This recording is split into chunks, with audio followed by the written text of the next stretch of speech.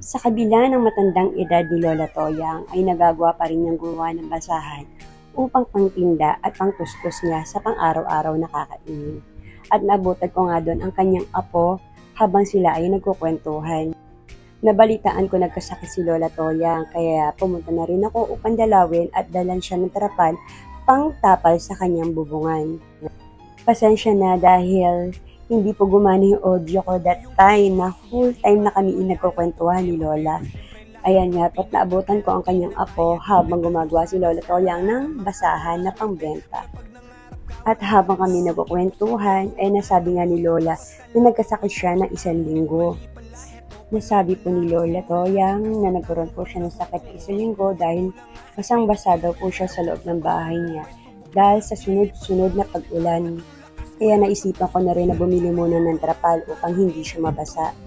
Napakasipag talaga ni Lola Toyang dahil sa edad niyang yan, hindi na ginahadlang upang humanap siya ng pagkakahanap buhay niya. Ang sabi nga ni Lola, kahit daw may mga tao na tumutulong sa kanya, ayaw daw niya yung maging dahilan upang hindi kumilos at magpahiga-higa na lang. Kaya kahit paano, nagtatrabaho pa rin si Lola at tuloy-tuloy pa rin ang paghahanap buhay niya para sa pang-araw-araw niyang kakainin. At doon, nakilala ko na nga po ang kanyang apo. At naikwento nga po ng apo niya na naghahanap po siya ng trabaho.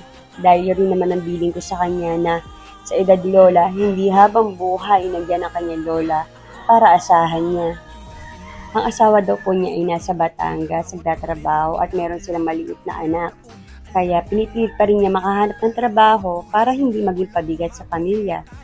Mahal na mahal siya ni Lola Toyang dahil si Lola Toyang na daw ang nagpaanak sa anak niya upang ipanganak tong apo niya.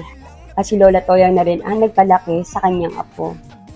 At ikinuwenta na nga niya na yung bahay daw nila ay talagang pinapalayas daw si Lola ng stepfather niya. Ganun din daw siya, pinagsasabihan daw siya ng hindi magagandang salita lalo-lalo na pag nakainom.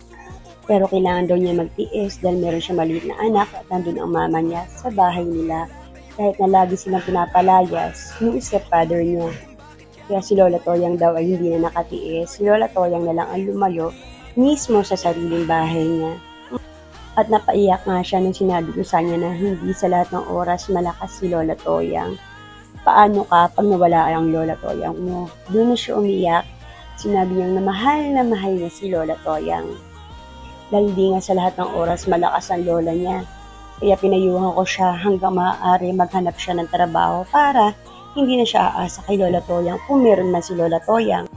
Dahil hindi rin makatiis si Lola Toyang na bigyan ng kanyang apo. Pag meron siya benta sa kanyang basahan o kaya sa uling, nakakaipon siya.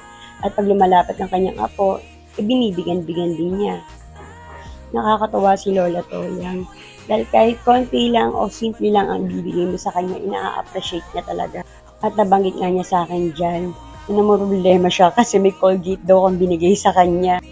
Paano daw niya gagamitin? Wala daw siyang ngipin. Kaya sabi ni Lola, kung maaari, ibigay na lang niya sa apo niya. Dahil natatakot nga daw siya na baka malalaman na binibigay niya sa apo niya ang mga binibigay namin at ihinto na yung tulong na inaabot sa kanya. Pero sabi ko sa kanya, sige po, wala namang problema. Dahil mukha naman po mabait yung apo niya at nangangailangan din sa ngayon. Pero sinabi ko sa kanya talaga at paulit-ulit na maghanap ng trabaho dahil iba pa rin ang babae na kumikita ng sariling pera. Mahirap kasi asahan yung asawang niya nasa malayo. Lalo-lalo na may anak na siya. Kailangan din niya kumilos, magtulungan sila mag-asawa.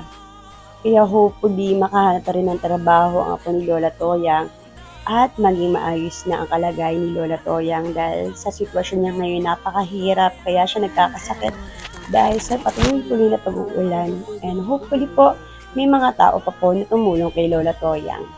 God bless po sa inyong lahat at salamat po sa panonood at pag-share ng aking video. Thank you and God bless.